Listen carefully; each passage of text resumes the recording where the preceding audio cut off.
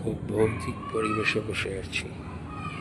কালকে থেকে পুজো শুরু, কিন্তু এই জায়গাটা একদম নিস্তব্ধ, নিঝুম।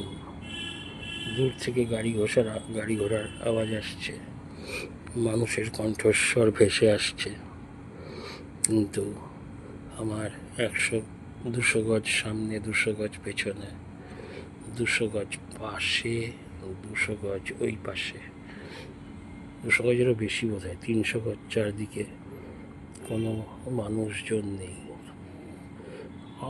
নীল আলোর আভা, কেন কিলোমিটারের পর কিলোমিটার তো আলো দিয়ে সাজিয়ে গেছে, কিন্তু বড্ড নির্জন। পাতাগুলো নড়ছে,